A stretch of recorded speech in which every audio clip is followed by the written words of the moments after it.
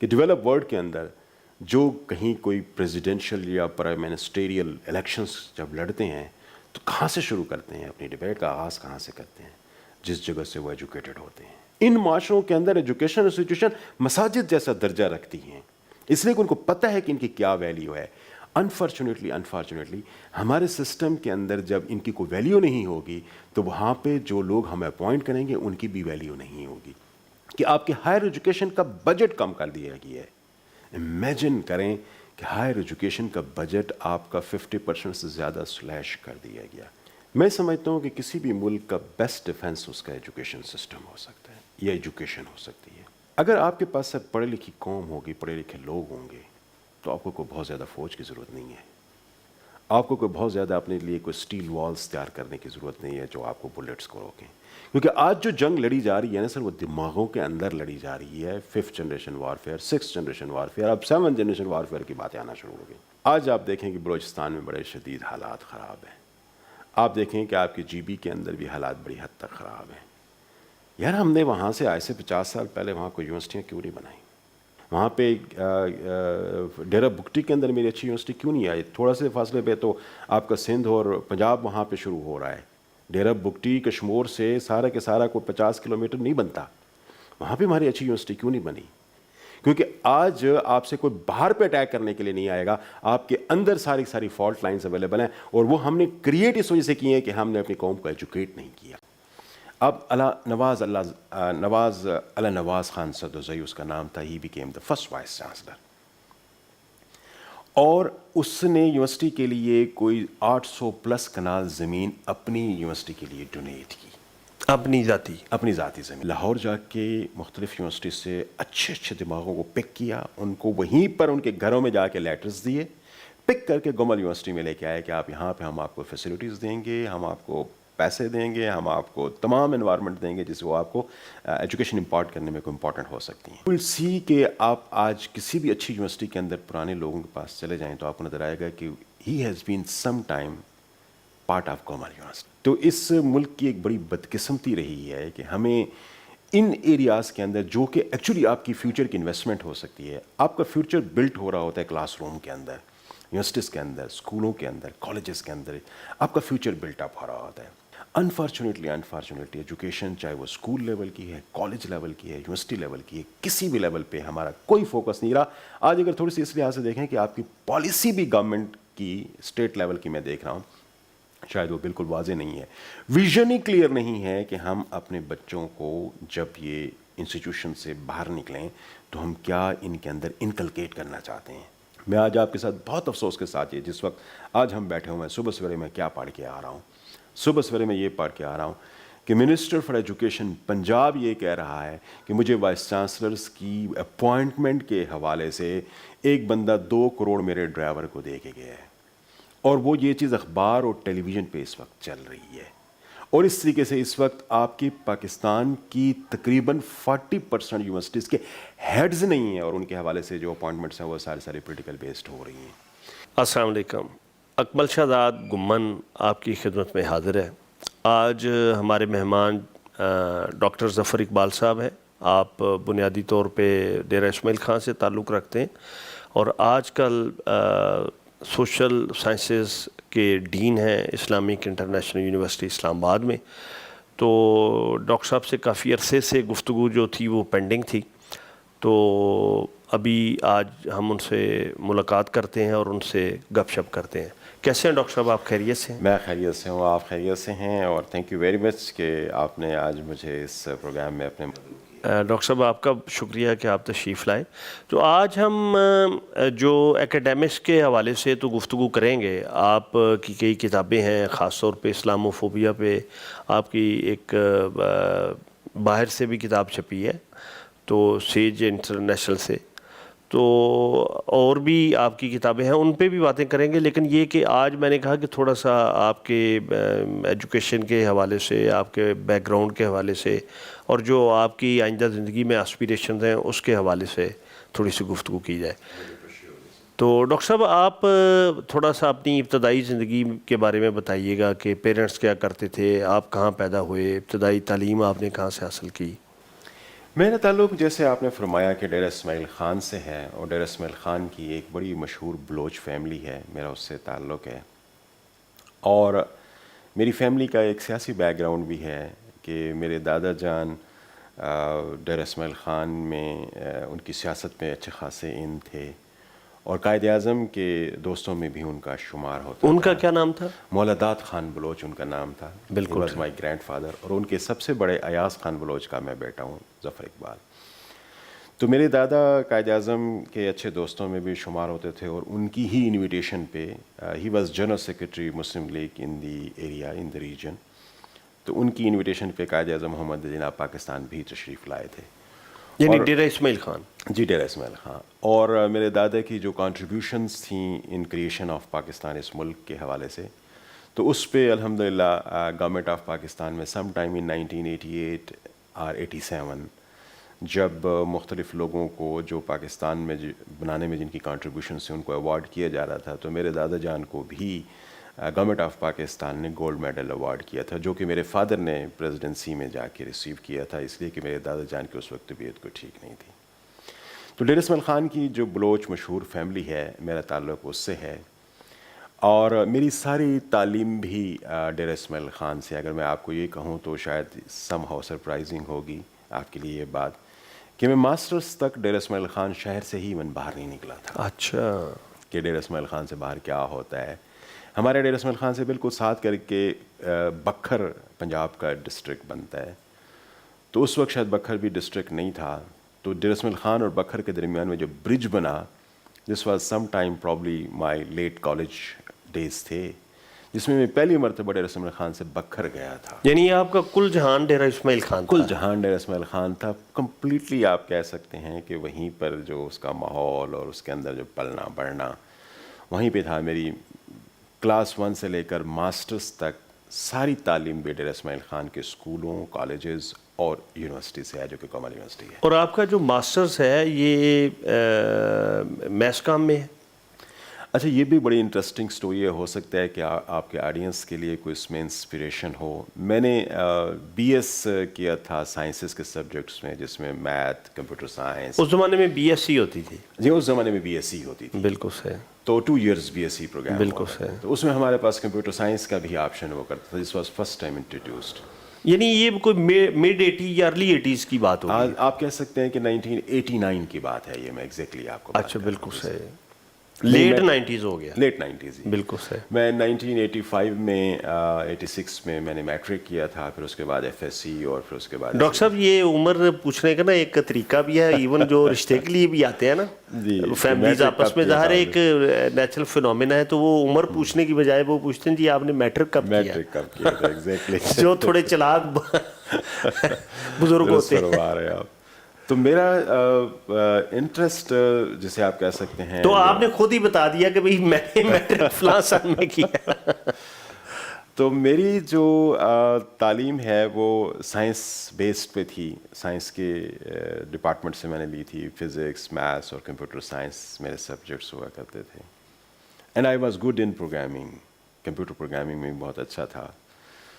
تو پھر مجھے ایڈمیشن مل گیا مینجمنٹ سائنس کے اندر. اس کو اس وقت بزنس ایڈمنسٹریشن کہتے تھے، ایم بی اے.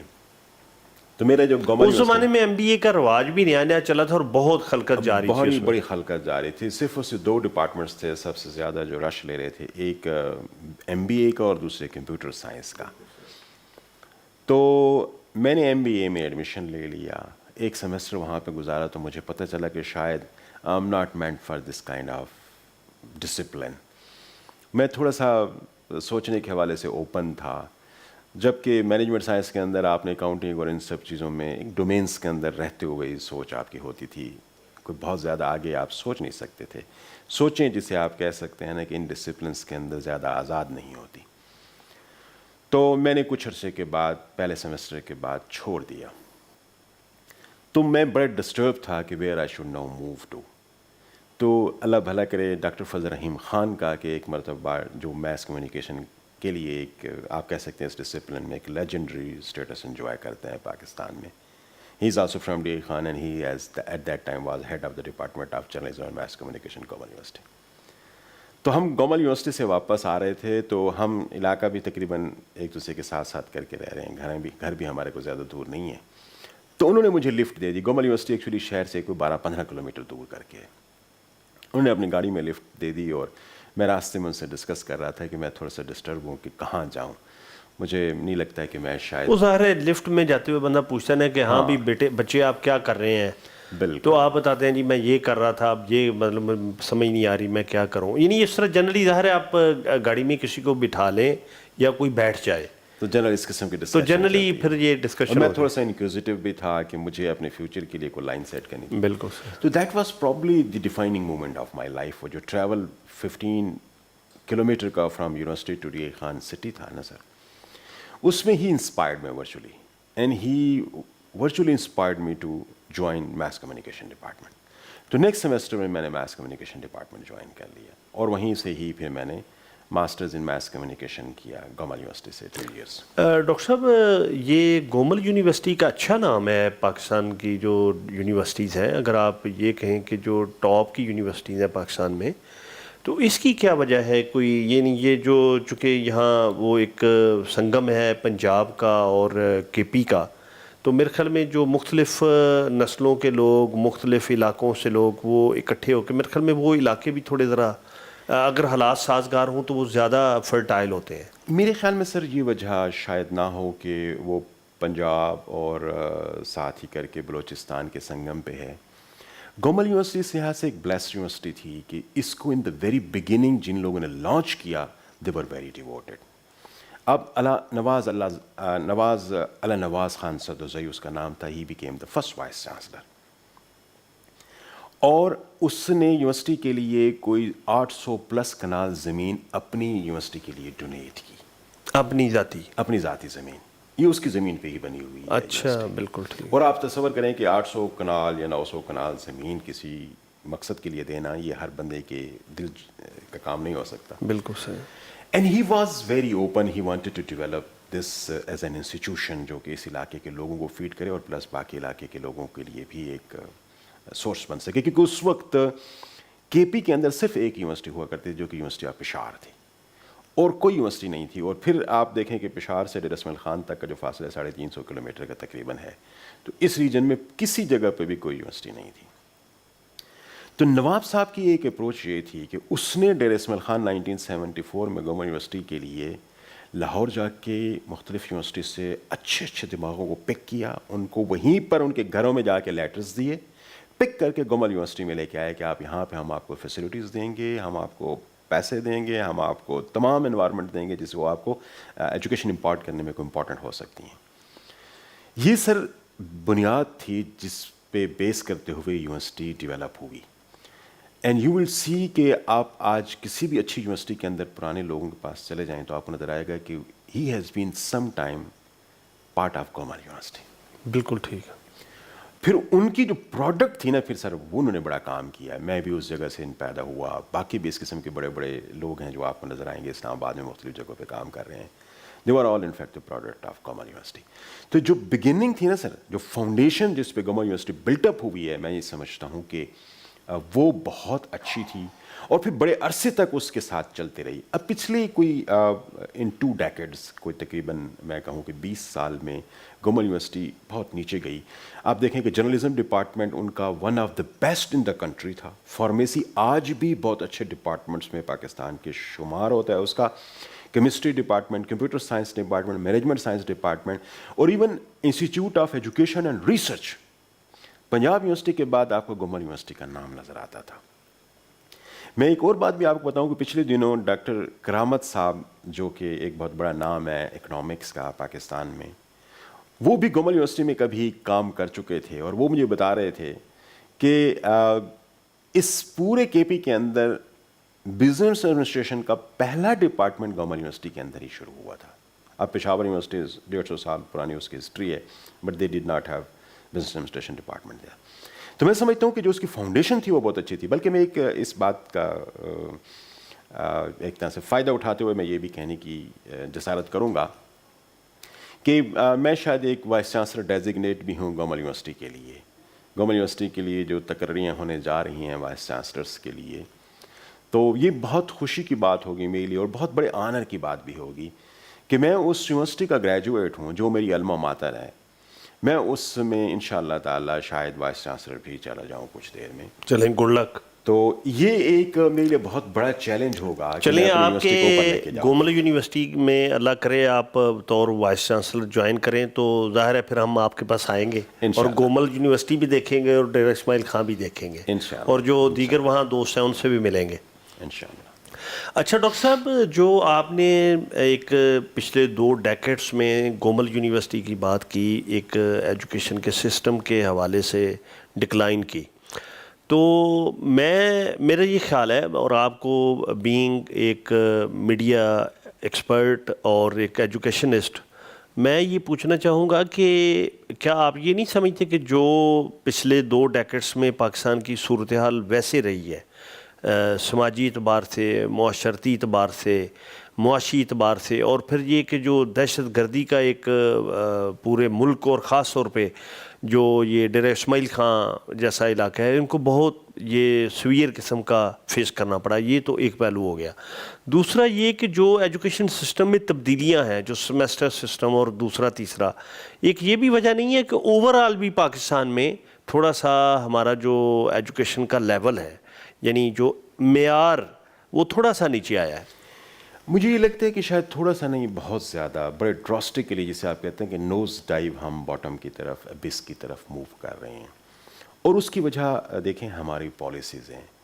ایجوکیشن ہمارا کبھی سبجیکٹ نہیں رہا آنیسٹلی. اگر آپ ہائر ایجوکیشن کو دیکھ لیں یا پھر پرائمری اور ٹرشری ایجوکیشن جس لیول پہ بھی اگر آپ دیکھیں تو اس ملک کی ایک بڑی بدقسمتی رہی ہے کہ ہمیں ان ایریاز کے اندر جو کہ ایکچولی آپ کی فیوچر کی انویسٹمنٹ ہو سکتی ہے, آپ کا فیوچر بلٹ ہو رہا ہوتا ہے کلاس روم کے اندر, یونیورسٹیز کے اندر, اسکولوں کے اندر, کالجز کے اندر آپ کا فیوچر بلٹ اپ ہو رہا ہوتا ہے.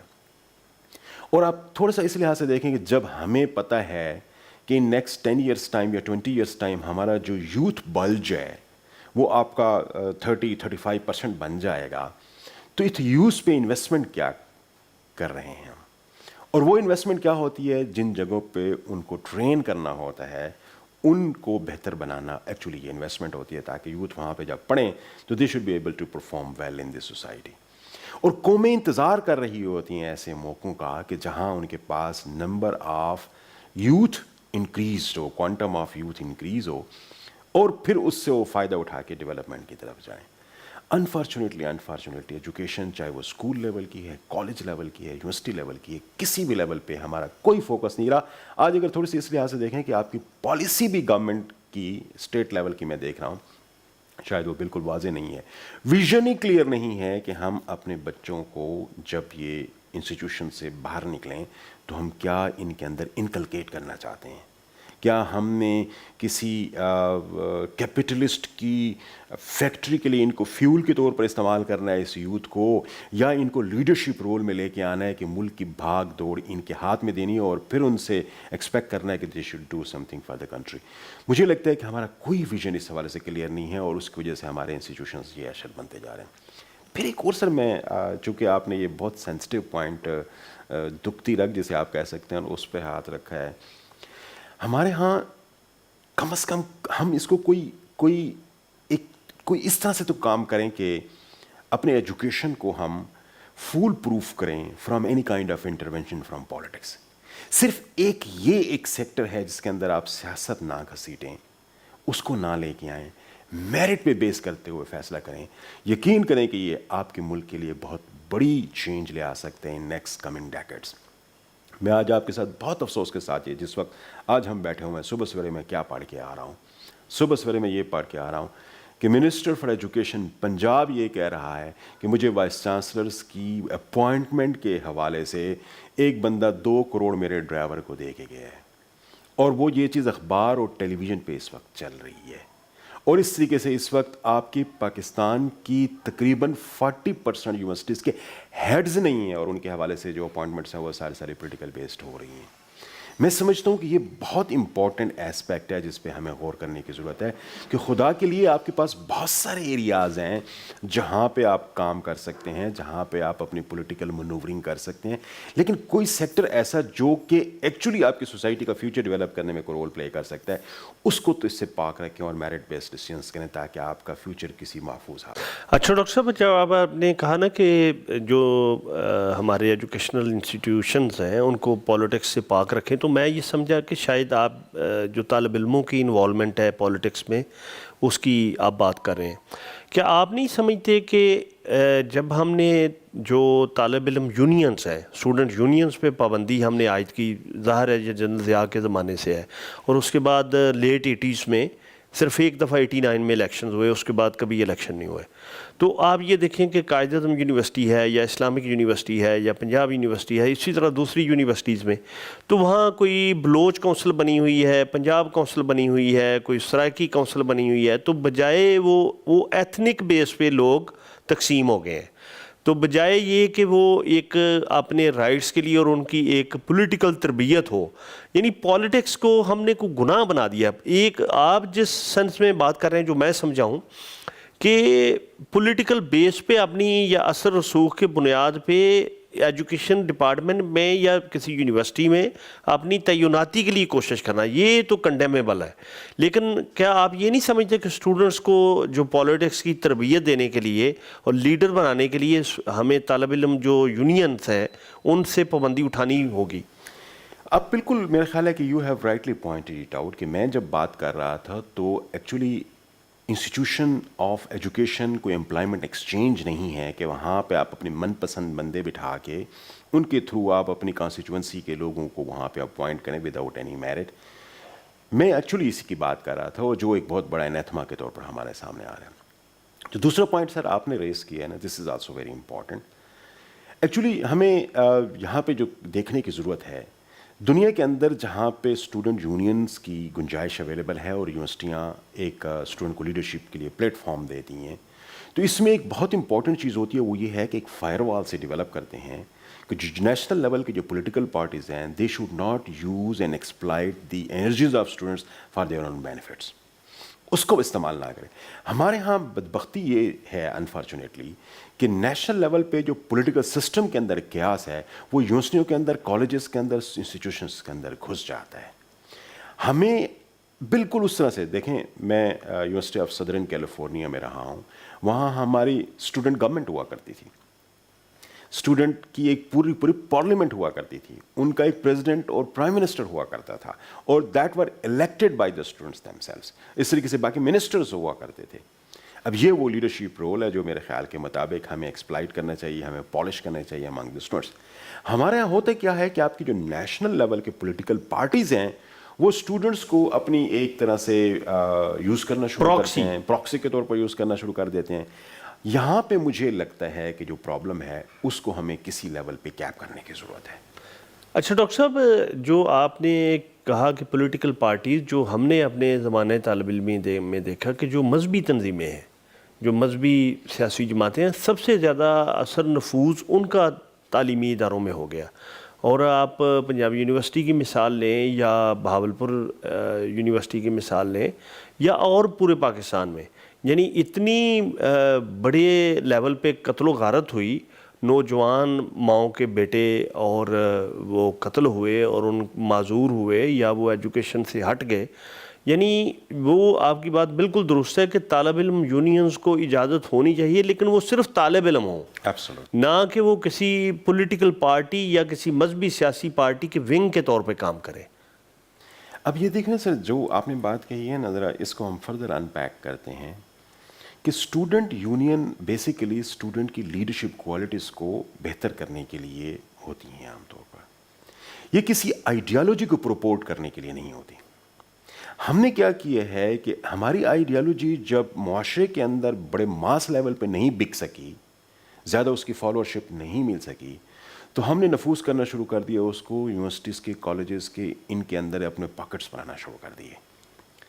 اس کی وجہ سے کیا ہوا ہے کہ ہم نے ایک خاص قسم کی سائیکالوجی اسٹوڈنٹس کے اندر ڈیولپ کی اور ان کے اگینسٹ پھر کانٹرا مووز الگ سے چلیں, جس کی تھوڑی دیر پہلے آپ نے ذکر کیا کہ یہ تو ایک طرح سے کوئی ریلیجیس پولیٹیکل پارٹیز ہو گئیں یا پولیٹیکل پارٹیز ہو گئی، جب انہوں نے اپنے فورم بنانا شروع کر دیے اسٹوڈنٹس کے لیے، اسٹوڈنٹس یونین بنانا شروع کر دی انہوں نے اپنے، جو کہ یونین نہیں تھی ایز سچ، تو پھر کیا ہوا کہ جو مختلف علاقوں کے لوگ آئے ان کو بھی یہ لگا کہ ہم بھی اپنے کونسلز بنائیں، اور پھر وہ کونسلز ایکچولی کسی لیڈرشپ کوالٹی اسٹوڈنٹس کے اندر اجاگر کرنے کی بجائے جو ایتھنک آئیڈینٹیٹیز ان کی تھیں نا، وہ اس کے اندر بند ہونا شروع ہو گئے.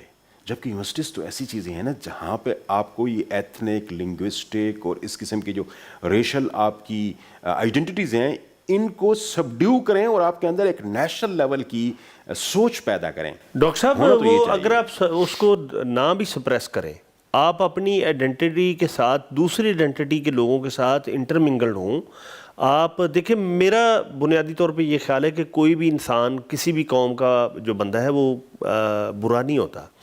تو جب آپ کسی کوئی پشتون اور پنجابی یا پنجابی اور بلوچ یا کشمیری آپس میں ملیں گے تو ان کو وہ ایک دوسرے کے علاقوں میں بھی شاید جو قریبی دوست بن جاتے ہیں، پھر وہ جاتے ہیں تو ان کو پورے سوسائٹی کا فیبرک سمجھنے میں مدد ملتی ہے. تو جب آپ اپنے صرف دائرے میں جس علاقے سے آپ آئے ہیں، فرض کریں میں سیالکوٹ سے آیا ہوں یا میں لاہور سے آیا ہوں، تو میں انہی لوگوں کے سرکل میں گر جاؤں گا اور میرا ویژن انہی تک محدود ہو جائے گا، اور جو میری خاص ایک یعنی سنگل لائن میں جو میری سوچ ہوگی وہی پرورش پائے گی. اور یونیورسٹی کا مقصد تو فوت ہو گیا. ایبسولوٹلی میرا یہاں پہ جو مقصد تھا نا وہ یہی تھا کہ آپ کو نیشنل لیول کی سوچ کے ساتھ آگے بڑھانے کے لیے اسٹوڈنٹس کو یہ جو ان کی آئیڈینٹیٹیز ہیں ان کو سبڈیو کرنا پڑے گا. I don't want say it کہ they should all together snatch their identities from them selves. وہ کبھی ہو ہی نہیں سکتا. آپ آئیڈینٹی کے بغیر چل ہی نہیں سکتے. لیکن سوچ آپ کی پاکستانیت پہ بیسڈ ہونی چاہیے، سوچ آپ کی نیشنل لیول پہ ہونی چاہیے، سوچ آپ کی وہ ہونی چاہیے جو ملک کو اوور آل آگے لے جانے میں کوئی ہیلپ کرے. اب ہمارے ہاں چونکہ ہم نے اس قسم کی سوچ کے لیے بہت سارے بل واکس تیار کیے ہیں، بہت سارے ہرڈلس تیار کیے ہیں، جس کی وجہ سے پھر یہ ہوا ہے کہ پیپل اسٹارٹڈ ڈیولپنگ ان پاکٹس. اور وہ پاکٹس کیا ہیں؟ وہ ایتھنک ہیں، وہ لنگوسٹکس ہیں، وہ پروونشل ہیں، یہ ساری چیزیں ہیں. مجھے لگتا ہے کہ ہمیں اس کے حوالے سے دنیا کے اندر بڑے سکسیسفل ماڈلز اویلیبل ہیں. ہمیں کچھ ری انوینٹ کرنے کی ضرورت نہیں ہے. ہمیں اب اس قسم کے ماڈل کو جو بہت اچھا ہو اور پاکستان میں آسانی سے اپلیکیبل ہو سکے، ہمیں وہ اپلائی کرنے کی ضرورت ہے. اور اسٹوڈنٹ کے اندر ایک طرح سے لیڈرشپ کریٹ کرنے کے لیے وہ اپرچونیٹیز ان کو دینے کی ضرورت ہے. پڑھنا صرف اور صرف ایک مقصد نہیں ہے، آپ کی پرسنالٹی بلڈنگ ہونا اور آپ کو ایک اچھے پاکستانی کے طور پر ڈیولپ ہو کے سامنے آنا، یہ یونیورسٹی کا ایک دوسرا بہت امپورٹنٹ مقصد ہے جو کہ یونیورسٹیز یا کالجز یا پھر ہمارے انسٹیٹیوشنز انفارچونیٹلی پرفارم نہیں کر رہے. اچھا ڈاکٹر صاحب، جو آپ نے کہا کہ جو سرکار کی یا ریاست کی دلچسپی اس طرح نہیں ہے ایجوکیشن کی طرف، میرا یہ خیال ہے کہ جس طرح پالیٹکس میں یا ہم اپنے انتظامی سطح پہ اپنے ملک کو ڈنگ ٹپاؤ پالیسی کے تحت کہ بھئی بس گزارا کر لیں، لوگوں کو راضی کر لیں، تو ایجوکیشن تو ایسا سسٹم نہیں ہے. اس میں تو جب تک آپ پراپر انویسٹ نہ کریں، اس کی یہ ڈنگ ٹپاؤ اگر آپ چلائیں گے تو دیکھیں، آپ سڑکیں نہ بنائیں، آپ لوگوں کو بہتر فیسلٹیز نہ دیں تو شاید لوگ تھوڑا گزارا کر لیں گے. لیکن ایجوکیشن کا مطلب یہ ہے کہ نہ صرف آپ نگلیکٹ کر رہے ہیں ایک بنیادی اپنی ذمہ داری اس کو نبھانے سے، اور بلکہ آپ ایک خراب ایک نسل تیار کریں جو آئندہ جس کا لانگ لاسٹنگ ایک امپریشن ہوگا. تو یہ کس طرح ہم اپنی ریاست کو قائل کر سکتے ہیں کہ آپ ایجوکیشن کی طرف دھیان دیں؟ سر مجھے یہ لگتا ہے کہ اس وقت جو آپ کا بہت پڑھا لکھا طبقہ ہے وہ ایجوکیشن انسٹیٹیوشنس کے اندر پایا جاتا ہے، لیکن انفارچونیٹلی وہ بہت ہی پڑھا لکھا طبقہ بالکل ہی خاموش ہے. وہ آپ کی نیشنل لیول کی کسی بھی قسم کے ڈیولپمنٹ اور ایکٹیویٹیز کے اندر انوالو نہیں ہے، یعنی وہ ڈسکورس میں بھی حصہ نہیں لیتا، وہ ڈسکورس کا بھی حصہ نہیں ہے. حالانکہ میرا خیال ہے کہ they should have been on the forefront. میں آپ کو ایک بہت افسوسناک یہ بات سناتے ہوئے بات کہہ رہا ہوں کہ میں نے کل ایک نیوز پیپر میں خبر پڑھ رہا تھا کہ پنجاب کی کوئی اس وقت 25-26 یونیورسٹیز کے وائس چانسلرس کے اپائنٹمنٹ پروسیس میں ہے، اور وہاں پہ اخبار کی خبر کے مطابق کوئی between the two political parties ایک پاور شیئرنگ فارمولا ڈیولپ ہو رہا ہے کہ یونیورسٹیز میں فلاں علاقے کی یونیورسٹیز ایک فلاں پولیٹیکل پارٹیز کی اجارہ داری ہوگی اس پہ، اور فلاں علاقے کی فلاں پولیٹیکل پارٹیز کے پاس ہوگی. I would not like to name them. یہ کل کی ہی میں خبر آپ کو بتا رہا ہوں. مجھے اس چیز پہ بہت افسوس ہو رہا ہے کہ اس پنجاب کی ٹوٹل 54 یونیورسٹیز ہیں. آپ کہہ سکتے ہیں کہ half of the universities in the country میں ایک حصہ ہے ان کا، اور ایک بہت بڑی تعداد ہائیلی انٹلیکچولی سالڈ لوگوں کی تعداد آپ کہہ سکتے ہیں کہ یہاں موجود ہے. And I don't see that they are thinking anything about that کہ ہمارا جس انسٹیٹیوشن کے اندر آپ بلڈ دے رہے ہیں، you have spend whole life اور دیئر، اور وہاں پہ کوئی بندہ بغیر کسی میرٹ کے اوپر آ جائے تو آپ سوچ سکتے ہیں کہ اس کا کیا اثر ہوگا. اور وہ بالکل خاموش ہیں، یعنی کوئی آواز نہیں اٹھ رہی کہ آپ یہ کیا کرنے جا رہے ہیں. یہ انسٹیٹیوشنز آپ کے ایسٹس ہیں اس ملک کے. دیکھیں کسی بھی ملک کا فیوچر ان کے کلاس روم کے اندر بنتا یا بگڑتا ہے. آج اگر میں وہاں پہ میرٹ کے خلاف اور کسی ایک خاص طریقے سے اگر وہاں پہ ٹیچرز کی اپوائنٹمنٹس کروں گا تو پھر کیا سوچ میرے اگلے 20-25 سال کے اندر وہاں پہ آئے گی. تو یہ جو whole lot of people those who are there in the system, they are not contributing. مجھے بہت گلہ ہے اپنے تمام ٹیچرس جو میری فرٹرنیٹی ہے اس سے شدید گلہ ہے کہ they are not participating in the national dialogue. وہاں پہ پالیسیز یونیورسٹیز کی طرف سے جانی چاہیے تھی کہ اکانومی ہمارے کیا مسائل ہیں، ہمارے سوشل لائف کے اندر جو پرابلمس ہیں وہ کیا پرابلمس ہیں اور وہ کیسے ہم حل کر سکتے ہیں. پالیسیز یہاں سے نکلنی چاہیے تھیں. میرے ہاں یہ جو سول ملٹری ریلیشن شپ ہے اس کے اندر کون سے پرابلمیٹک ایریاز ہیں، there should have been researches on that, اور وہاں سے ہمارے پاس سلوشنز آنے چاہیے تھے. ہمارے ہاں یہ فزیکل پلاننگ، انفراسٹرکچرل پلاننگ جو ملک کے اندر چل رہی ہے، یہ آگے کچھ سالوں کے بعد کس فارم کے اندر ہمیں لے کے جائے گی مجھے کچھ پتہ نہیں ہے، اور میرے طرف سے کوئی سلوشن نہیں جا رہا ٹو دا اسٹیٹ. یہ میں سمجھتا ہوں کہ ایک بہت بڑا ڈائلیما ہے کہ جب آپ کے وہ انسٹیٹیوشنز جو کہ آپ کی کنٹری کی ڈیولپمنٹ، انڈسٹری کی ڈیولپمنٹ، ملک کی ڈیولپمنٹ، ان ساری ڈیولپمنٹس میں اپنا کو رول پلے کر سکتی ہیں ہر سیگمنٹ کے اندر، وہ شاید نہیں کر رہی. اور یہ تب جا کے کریں گی کہ جب وہ کم از کم اپنے حوالے سے بھی آئیڈینٹیفائڈ ہوں گی کہ میری کیا رسپانسبلٹیز ہیں. جب ہم اپنا بیسک چھوٹا سا رول بھی پلے نہیں کر پا رہے ہوتے تو پھر یہ بڑے لیول کے نیشنل رسپانسبلٹیز کو ہم کیسے پورا کر سکیں گے. اچھا ڈاکٹر صاحب، وہ ہمارے دوست ہیں پروفیسر طاہر ملک، یہاں نمل میں ہی انٹرنیشنل ریلیشنز پڑھاتے ہیں، تو وہ کئی برس پرانی بات ہے، انہوں نے ایک دفعہ کہا کہ جی جو ہمارے زیادہ دوست ہیں ایجوکیشن سے وابستہ یونیورسٹیز میں پڑھاتے ہیں تو ان کے 2-3 موٹیوز ہیں. ایک تو کمیٹی ڈالنا، اور ایک چھوٹی گاڑی لینا، اور 5 مرلے کا مکان بنانا، اور پیسے ڈال کے دعوت کھانا. تو میں اصل میں بات یہ ہو رہی تھی کہ کتاب مجھے یہ ذاتی طور پہ تجربہ، آپ کو جیسا کہ پتہ ہے کہ میڈیا پہ ایک میری کتاب میڈیا منڈی کوئی 9 سال پہلے آئی، تو ظاہر ہے بہت سے دوست جو یونیورسٹیز میں بھی پڑھاتے ہیں، جو میرا اپنا انالیسس ہے کہ جو سب سے کم پڑھا اس کتاب کو وہ یا صحافیوں نے پڑھا حالانکہ ان کے متعلق ہے، اور یا جو ہمارے اکیڈیمیا کے لوگ ہیں انہوں نے وہ کتاب نہیں پڑھتے، وہ پتہ نہیں کیا پڑھتے ہیں. مجھے تو یعنی یہ ایک بڑی افسوس، میں یہ نہیں کہنا چاہ رہا کہ میری کتاب پڑھے، آپ کی بھی 2 کتابیں آئی ہیں، تو کم از کم یہ کہ آپ اس کو دیکھیں بھئی ملک میں کیا نیا آ رہا ہے، کیا لکھا جا رہا ہے، کس حوالے سے آ رہا ہے. تو یہ بھی ایک بڑی عجیب و غریب صورتحال ہے. سر اصل میں جو بک ریڈنگ کلچر ہے نا، اگر آپ دیکھیں تو مختلف ممالک کے اندر جو ڈیولپ کنٹریز ہیں وہاں پہ آپ دیکھیں کہ ایک ایوریج پرسن سال میں کتنی کتابیں پڑھتا ہے، تو that will be an amazing fact for you. U K اندر میں چونکہ وہاں پہ پوسٹ ڈاک کیا ہے، کافی رہا ہوں وہاں پہ، تو نوجوانوں کے اندر میں نے یہ چیز دیکھی کہ کوئی بھی نوجوان کتاب کے بغیر مجھے نظر نہیں آتا تھا. کچن میں بھی میں نے دیکھا تھا کہ جب ہم ایک جگہ پہ رہ رہے ہیں اور وہاں پہ سارے پروفیشنلز رہ رہے تھے، اسٹوڈنٹ نہیں تھے، تو کچن میں بھی کام کرتے ہوئے ان کے ہاتھ میں ایک کتاب ضرور موجود ہے. تو مجھے لگتا ہے کہ اس ہمارے ملک کے اندر جو بک ریڈنگ کلچر ہے نا، اس کے ساتھ بڑا شدید پرابلم ہے، اور ہم نے اس کے حوالے سے کبھی کوئی کوشش نہیں کی، اور اب تو بڑا ریسیڈ بھی کر گیا یہ میڈیا آنے کے بعد. آپ کو سر یاد ہوگا میں جب اسکول بوائے تھا تو اس وقت ہم تعلیم و تربیت ہو گئی یا اس قسم کے جو نوائے وقت کا پھول اور کلیاں ایک شاید بدھ والے دن ایک وہ کرتے تھے. مجھے یاد ہے کہ میں کبھی مس نہیں کرتا تھا سسپینس ڈائجسٹ کو پڑھنا. اس کے علاوہ عمران سیریز ہو گئی یا اشتیاق احمد کی وہ انسپیکٹر جمشید سیریز ہو گئی. یہ ساری چیزیں وہ تھیں جس نے مجھے کتاب کے ساتھ اٹیچ رکھا، چاہے وہ فکشن ہی کیوں نہیں تھا.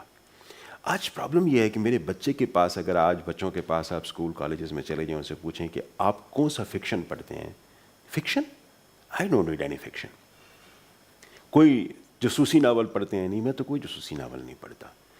وجہ صرف یہ ہے کہ ہم نے اپنے آپ کو آج کل کتاب کی بجائے اسکرین کے ساتھ اٹیچ کر لی ہے.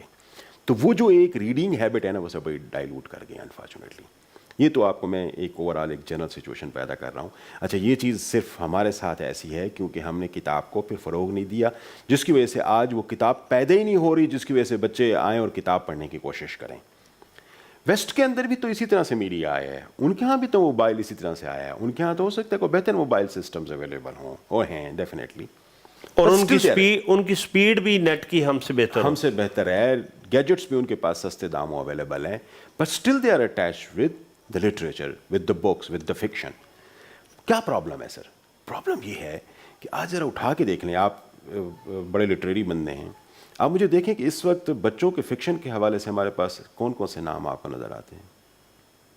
شاید ہو سکتے ہیں ہم پراپرلی آئیڈینٹیفائی نہ کر سکیں. بالکل صحیح. لیکن میں اگر پیچھے جاؤں نا تو میں محی الدین نواب مجھے یاد آتا ہے، مجھے اشتیاق احمد نظر آتا ہے، مجھے اس ابن صفی نظر آتا ہے، مجھے مظہر کلیم ایم اے نظر آتا ہے.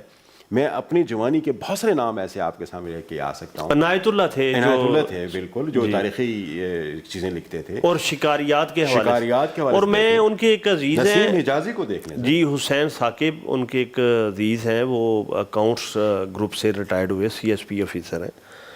تو وہ کہہ رہے تھے کہ وہ شکاریات پہ، روحانیات پہ، نفسیات پہ وہ خود ہی لکھتے تھے مختلف ناموں سے. اب تصور کریں نا سر، آج کے دن میں اگر آپ کے ساتھ اگر یہ پوچھوں کہ وہ کون سے ایسے رائٹرز ہیں جو اس وقت لکھ رہے ہیں، تو شاید ہو سکتا ہے کہ آپ جو اتنے پڑھے لکھے ہو، لٹریچر میں ایک آپ کی گرپ ہے، تو شاید ہو سکتا ہے کہ آپ دو چار نام ایسے آپ کے زبان پہ آئیں.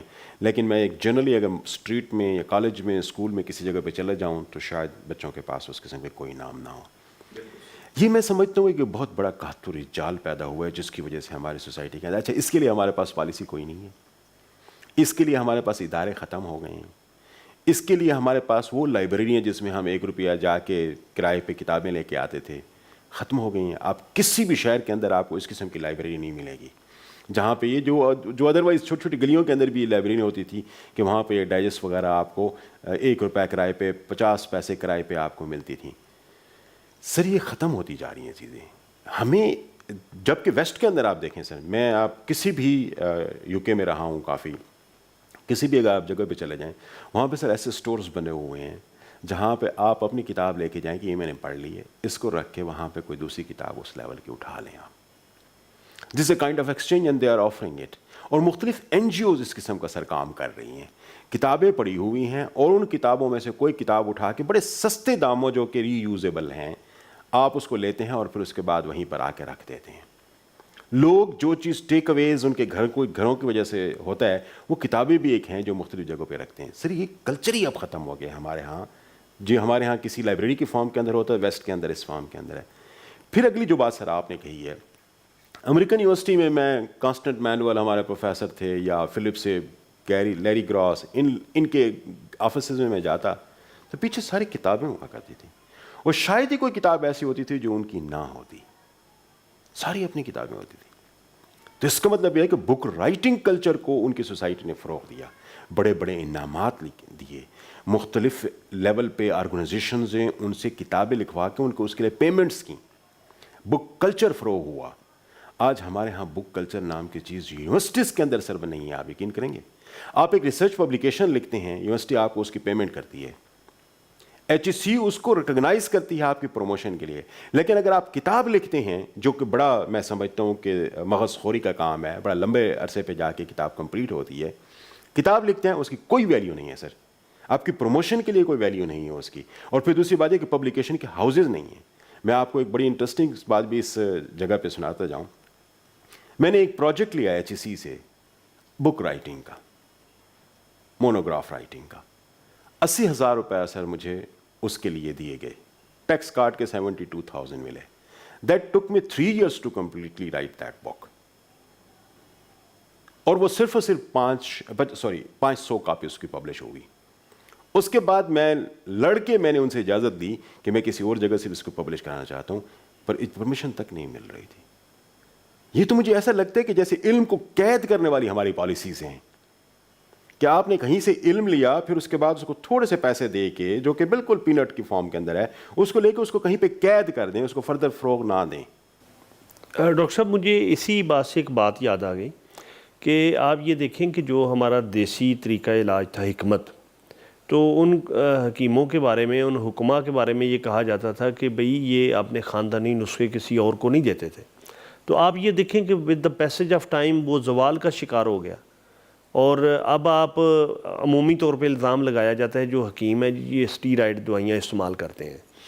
اچھا، کہنے کا مطلب یہ ہے کہ نباز، حالانکہ نبض دیکھ کے مرض بتانا یہ کتنا بڑا ایک آرٹ تھا، اب یہ دیکھیں کہ وہ سائنس، وہ اس کو سائنٹیفک مانتے ہی نہیں ہیں۔ اس کی وجہ کیا ہے کہ آپ نے علم کو محدود کر دیا۔ تو جب آپ علم کو محدود کریں گے اور اس کی حوصلہ افزائی نہیں کریں گے، حوصلہ افزائی سے مجھے ڈاکٹر صاحب ایک اور جو آپ نے بات کی کہ بک ریڈنگ کی یا بک رائٹنگ کی سوسائٹی یا ریاست کی سطح پہ پذیرائی نہیں ہے، کلچر نہیں ہے۔ آپ یہ دیکھیں ڈاکٹر صاحب کہ ارشد ندیم نے اولمپکس میں گولڈ میڈل لیا جیولن تھرو میں، نیزہ پھینکنے کے۔ آپ یقین جانیں کہ میں اتنا خوش ہوں، وہ ظاہر ہے پوری قوم اس پہ خوش ہوئی، اور جو میں کہتا ہوں کہ اسے اگر فرض کریں جتنے انعامات ملے ہیں، وہ فرض کریں اگر کوئی 50-60 کروڑ کے قریب بھی ملے، تو میں یہ سمجھتا ہوں کہ اگر اس سے ڈبل بھی ملے تو یہ کم ہے جتنا بڑا اس نے کارنامہ۔ لیکن اس کا پازیٹیو امپیکٹ کیا ہوگا کہ آپ یہ دیکھیے کہ آئندہ سالوں میں جیولن تھرو کے کئی اور پلیئر پیدا ہوں گے۔ تو اگر آپ اسی طرح اس کو جس طرح آپ نے اپریشیٹ کیا، جس طرح ہم نے کرکٹ کو پچھلے 20-30-40 سال پروموٹ کیا، اور ہاکی ہماری جو مسلسل 8-10 سال ہم اولمپکس میں گولڈ میڈل لیتے رہے، وہ ہاکی ہماری اس دفعہ جو ٹیم گئی ہے چائنا، وہ شاید غالباً جو ٹکٹ ادھار لے کے گئی ہے، ہوائی ٹکٹ جو ٹریولنگ کے لیے۔ تو اسی طرح بک رائٹنگ پہ، یعنی آپ یہ دیکھیں کہ آپ کی بڑی جو پاپولر کتاب بھی ہے وہ بھی 500 چھپتی ہے، اور وہ بیچارہ رائٹر خود بیچتا پھرتا ہے۔ تو گو کی کتابیں بکتی ہیں اور لوگ پڑھتے بھی ہیں، لیکن ان کی تعداد کم ہے، اس میں شاید اضافے کی ضرورت ہے، اور یہ ظاہر ہے ریاست کی ذمہ داری ہے۔ ایک بڑا ڈارک پہلو بھی سر میں اس حوالے سے کہوں، بک رائٹنگ تو میں سمجھتا ہوں کہ اس ملک کے اندر ہمارے پاس کوئی پالیسی نہیں ہے، اور فروغ کرنے کے لیے تو کوئی پالیسی ہی نہیں ہے۔ اگلی جو سر اس میں بہت امپورٹنٹ بات ہے سر، میں یہ کہتا ہوں کہ یہ جو علم فروشی کا جو کلچر ہمارے ہاں پیدا ہو چکا ہے نا سر، اس کو بھی ذرا سے دیکھیں۔ یونیورسٹیز کے اندر میں خاص طور پر، یونیورسٹیز کے اندر یہ ہے کہ آپ کی پبلیکیشنز پہ بیس کرتے ہوئے آپ کی ترقیاں بھی ہوتی ہیں، اور پبلیکیشنز پہ بیس کرتے ہوئے آپ بڑے یا چھوٹے پروفیسر بھی ہوتے ہیں۔ اب پبلیکیشنز کیسے ہو رہی ہیں آپ دیکھیں، right under the nose of the higher education commission اور باقی ادارے، ان کے ساتھ یہ کام چل رہا ہے۔ کیا چل رہا ہے سر؟ آج آپ کو میں کتنی ہی فیس بک پہ ایسے آپ کو ایڈز دکھا سکتا ہوں کہ مجھے اپنے ریسرچ آرٹیکل کے لیے 3rd آتھر چاہیے، اور اس کی کنٹریبیوشن ہوگی، کیونکہ جس جگہ پہ پبلش ہونے کے لیے جا رہا ہے اس میں شاید اس کو 50,000 روپے اس کی پبلیکیشن کاسٹ ہے، اس لیے وہ 3rd آتھر کو دیکھ رہا ہے کوئی بندہ، تاکہ میں اس کے ساتھ اس کو لگا لوں اور 10-20 ہزار روپے اس پہ شفٹ کر دوں۔ سر کہاں ہوتا ہے دنیا کے اندر ایسا؟ اور تاکہ میرا نام بھی ساتھ آ جائے۔ اچھا، جس بندے کی کوئی کنٹریبیوشن نہیں ہے وہ 2nd 3rd آتھر کے طور پر سامنے نظر آ رہا ہے، تو کیا یہ کسی کی نظر میں نہیں آ رہی یہ بات؟ اس وقت اسلام آباد میں ایک چھت کے نیچے 30% جرنلز پیمنٹ پہ موجود ہیں۔ آپ کسی وقت بھی جا کے وہاں پہ کوئی بھی آرٹیکل جس کی کوئی بھی ایکیڈیمک یا اسکالسٹک ویلیو نہیں ہوگی، وہ جا کے پبلش ہو جاتا ہے، اور پھر آپ کی پروموشنز اور ان سب چیزوں کے لیے کاؤنٹ ہونا شروع ہو جاتا ہے۔ یہ right under the nose of the government ہو رہا ہے، ان اداروں کی جن کی یہ رسپانسبلٹی ہے کہ علم کو فروغ کریں، ان کی آنکھوں کے بالکل سامنے یہ ہو رہا ہے، اور اس کے باوجود بھی ہم اس پہ خاموش ہیں۔ ایسے وقت میں ہم کیسے یہ سوچ سکتے ہیں کہ ریسرچ کا کلچر، بک رائٹنگ کا کلچر یا ریڈنگ کلچر اور رائٹنگ کلچر فروغ پائے گا؟ مجھے لگتا ہے یہ ساری باتیں بڑی سیریس ہیں، اور میں تھوڑا سا شاید نیگیٹو بھی ساؤنڈ کر رہا ہوں ان چیزوں کو ڈسکس کرتے ہوئے۔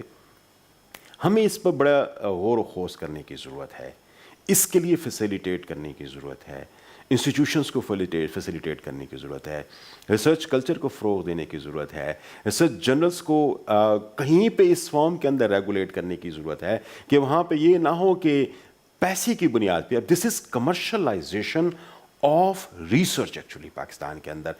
हम रिसर्च की कमर्शलाइजेशन को किसी और टर्म के अंदर देखते हैं कि आपकी रिसर्च एक्चुअली कमर्शियल प्रोडक्ट्स तैयार करे जो मुल्क की तरक्की में कोई रोल प्ले कर सके, लेकिन यहाँ पे रिसर्च पेपर्स प्रिंट हो रहे हैं पैसों पे और फरोख्त हो रहे हैं। मैं ये जो इल्म की, जिसे आप कह सकते हैं ना, एक बुरी तरीके से इसको बंदर बांट कह सकते हैं। मैं कहता हूँ कि ये ब्लास्फेमी है इल्म की, कि जब उसको इस तरह से लगाया जाए कि मेरा रिसर्च पेपर है 20,000 रुपये आप दें और उसमें आप सेकंड ऑथर बन जाएं, और आपकी ये सारी चीज़ें इस वक्त बड़े इन अबंडेंस जिसे आप कह सकते हैं अवेलेबल हैं मार्केट के अंदर सारी, और हमारी तमाम इदारे इन चीज़ों को बहुत अच्छे तरीके से जानते हैं, उसके बावजूद भी कोई एक्शन नहीं। डॉक्टर साहब, इसमें दो पहलू है ना, एक तो ये है कि कोई ऐसा कानून हो इसको रोकने के लिए या कोई ऐसी सुपरविजन का तरीका हो, और दूसरा एक इससे भी ज़्यादा जो अफसोसनाक पहलू है वो ये है कि आपकी बतौर उस्ताद, बतौर एक एजुकेशनिस्ट, आपका एक अपना भी ज़मीर या अपनी वैल्यूज़ तो होती हैं ना। इसका मतलब ये है कि आपके ज़मीर ने और आपके अंदर ने आपको एक चोरी और दो नंबरी पे माइल कर लिया है, या आपने अपने ज़मीर को कन्विंस कर लिया कि भाई खैर है, सब ऐसे कर रहे हैं तो मैं भी कर लूँगा तो खैर है।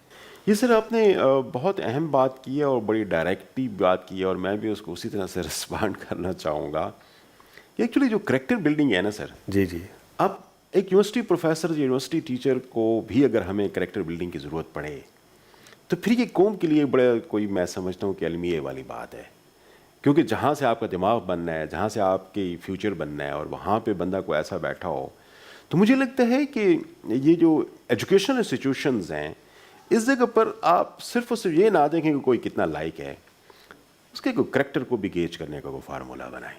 बिल्कुल सही। क्योंकि जब करैक्टर नहीं है ना टीचर के पास, आपके पास सारी एग्जांपल्स क्या आती हैं दुनिया की, जब टीचर्स की हम पिछली एग्जांपल्स देती हैं, करैक्टर की बात सबसे पहले आती है। आज हमारे यहाँ करैक्टर नाम की चीज़ टीचर के हवाले से हम सोचते ही नहीं है।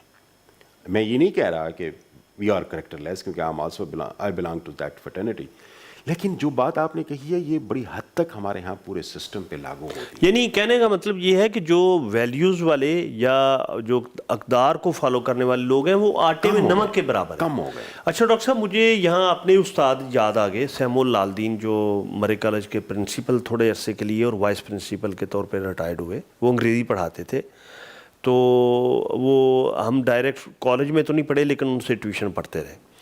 तो आप यकीन जाने डॉक्टर साहब के वो कहते हैं कि मेरे लॉन में पजारो नई ला के खड़ी की, किसी जो गाइड वो बनाते हैं बीए के निसाब के लिए, वो यूनिवर्सिटी के पेपर सेटर थे, तो उन्होंने कहा कि भाई आप कोई सवाल हमें ना बताएं कि हम फ़लाने सवाल डाल रहे हैं या फ़लाने, आप सिर्फ हमारी गाइड से पेपर सेट कर दें। तो कहने का मतलब ये है कि उन्होंने ना कर दी। ना क्योंकि वो असल में हमें बता ये रहे थे कि भाई मैं अगर बच्चों के लिए, या जो कोई भी फ़र्द ABCD वो अपने बच्चों के लिए पैसा जमा करता है, मालो दौलत जमा करता है, तो कल को वो उसी पैसे या मालो दौलत के लिए लड़ते हैं। तो बजाय आप उन्हें वैल्यूज़ देने के, उन्हें ट्रेनिंग देने के, आप उनके लिए उन्हें एजुकेशन दिलवाएं, उन्हें ट्रेन करें, तो आप उनको सबसे बड़ा जो दौलत दे रहे हैं वो यही है। सर दुनिया में एक अच्छी एग्जांपल्स, आपकी इस बात को आगे बढ़ाते हुए अच्छी एग्जांपल्स मैं आपको देता हूँ। अमेरिका में चले जाएं, वहाँ पर आपके पास जैसे हमारे यहाँ होता है ना कि ये फ़लाँ इलाका है जो पोश है और ये है थोड़ा सा मिडिल क्लास, और फिर आगे कोई स्लम्स का एरिया बनता है, और उसके हिसाब से उसकी ज़मीनों के रेट्स तय होते हैं।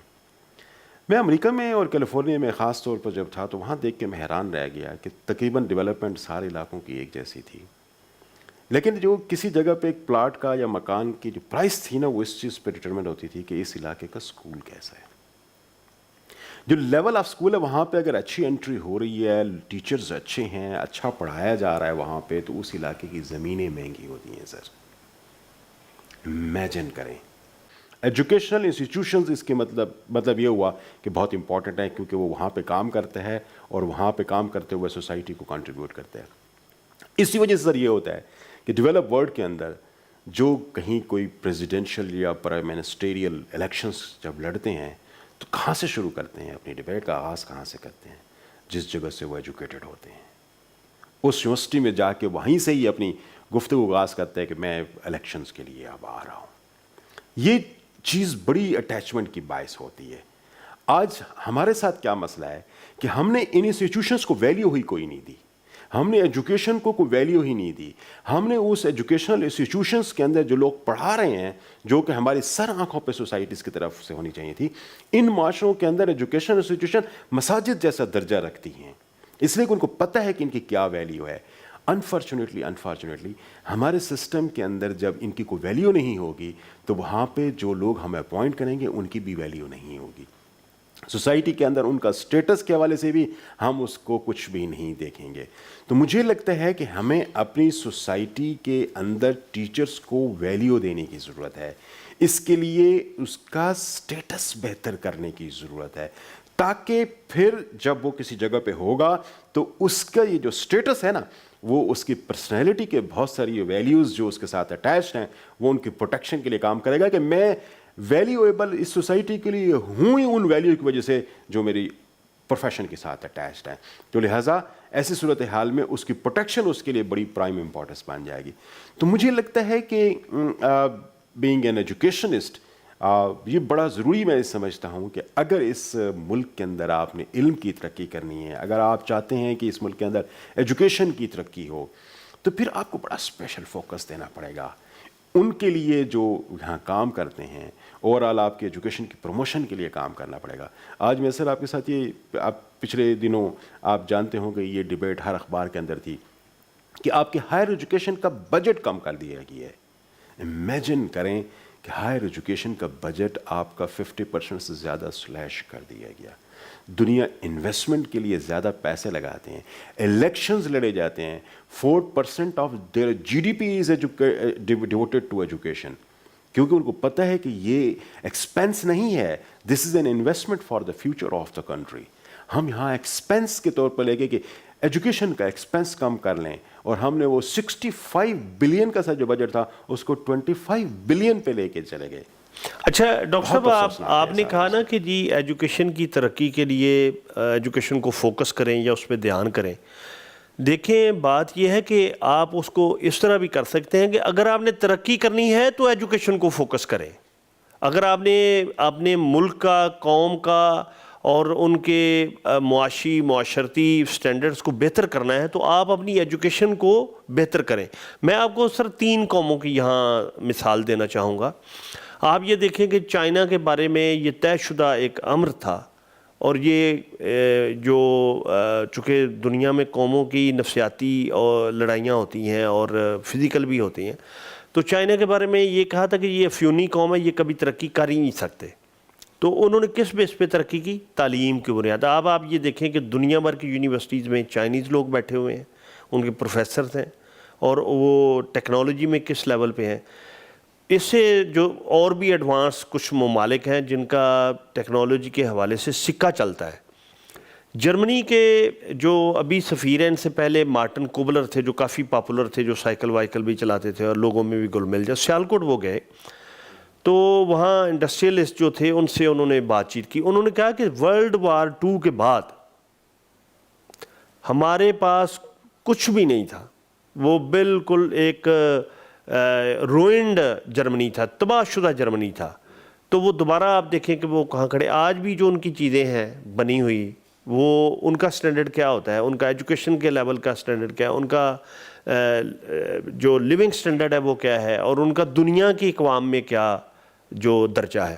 اور تیسری جاپان کی مثال لیں کہ جہاں دنیا میں اللہ نہ کرے کبھی ایٹم بم چلے, اگر کہیں چلے تھے تو وہ بھی ورلڈ وار 2 میں جاپان میں چلے, اور وہاں پوری آبادی پورے شہر تباہ ہو گئے.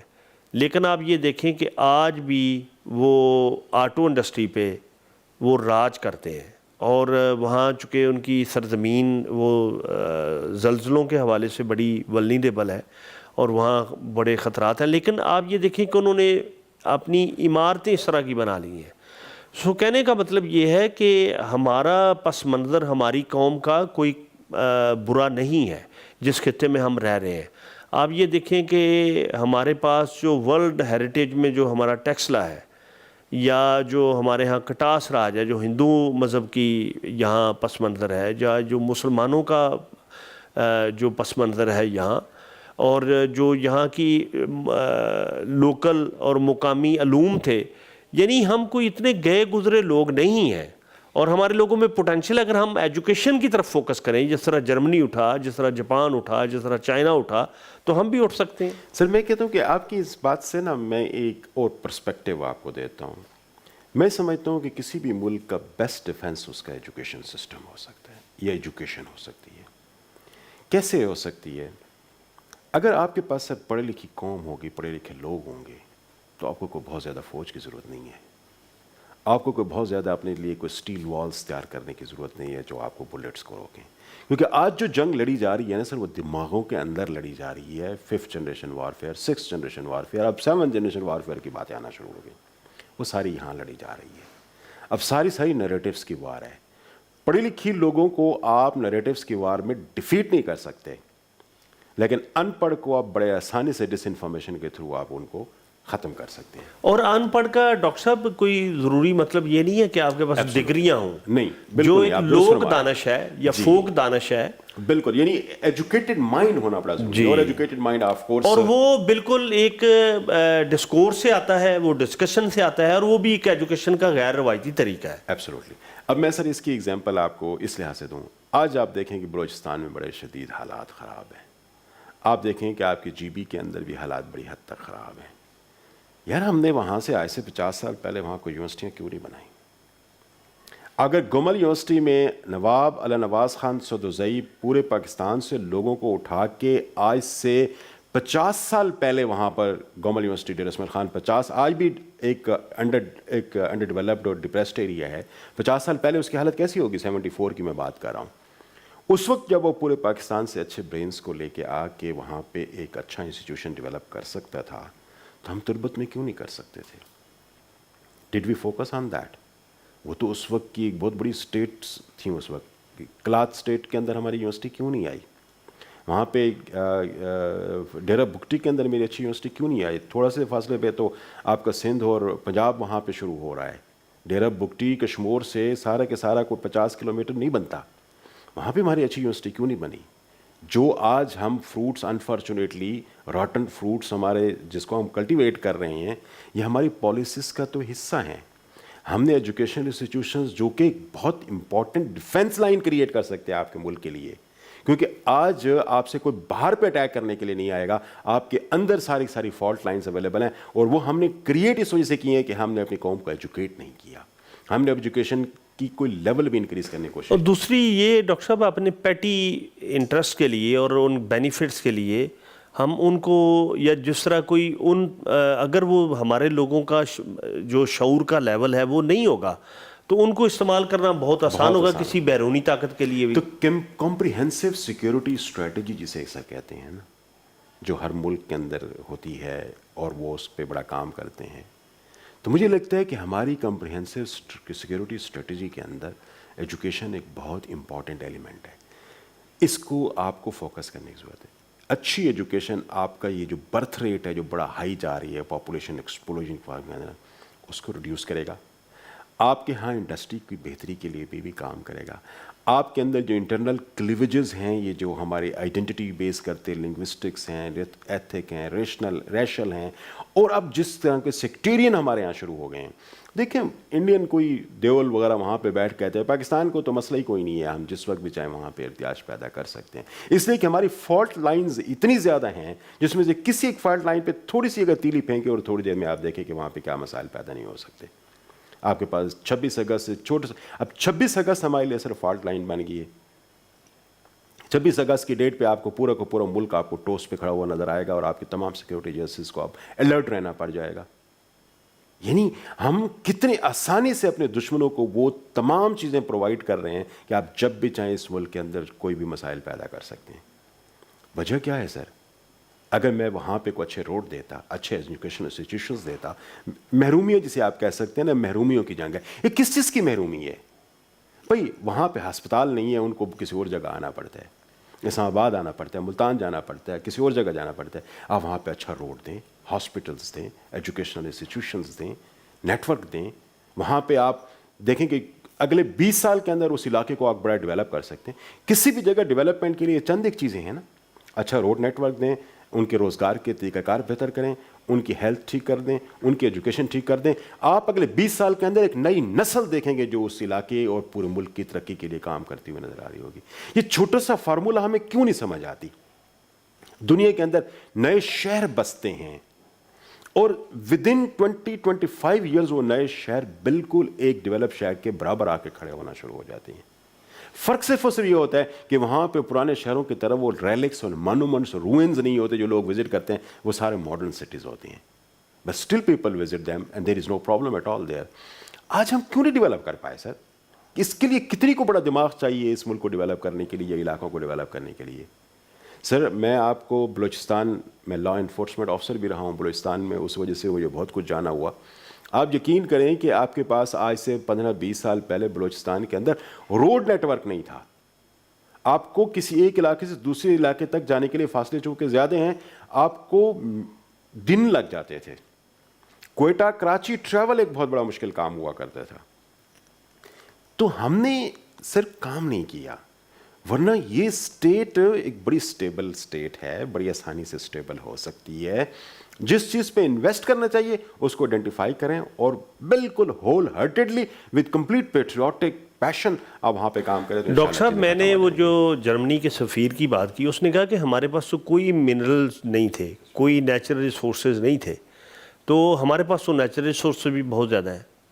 یعنی اگر بلوچستان کی معدنیات کی بات کریں یا پنجاب کی فرٹیلیٹی کی بات کریں اور انڈسٹری کی بات کریں, آپ یہ دیکھیں کہ پروپیگنڈا کیا جاتا ہے جی پنجاب میں ساری انڈسٹری ادھر لگتی ہے. بھئی آپ یہ دیکھیں کہ سیالکوٹ کی ساری کاٹیج انڈسٹری ہے جو مین بھی بنی, تو وہ پاکستان بننے سے پہلے بھی ان کی انڈسٹری تھی, جو سپورٹس کوٹ یا سرجیکل انسٹرومنٹس. اسی طرح وزیر آباد میں چاقو اور چھریاں, اور برتن سازی گجرات میں یا گجرانوالا میں ایک ڈیولپ ہوئی. تو کہنے کا مطلب یہ ہے کہ چیزیں جو جب ڈیولپ ہوتی ہیں تو وہ اس کا فائدہ سارے لوگوں تک پہنچتا ہے, لیکن وہ تب پہنچتا ہے جب آپ ایک دوسرے کو ملنے سے نہ کتراتے ہوں, آپ کی راہداریاں ٹھیک ہوں, آپ کا جانا آنا ٹھیک ہو, تو ڈیفینیٹلی آپ گرو کریں گے.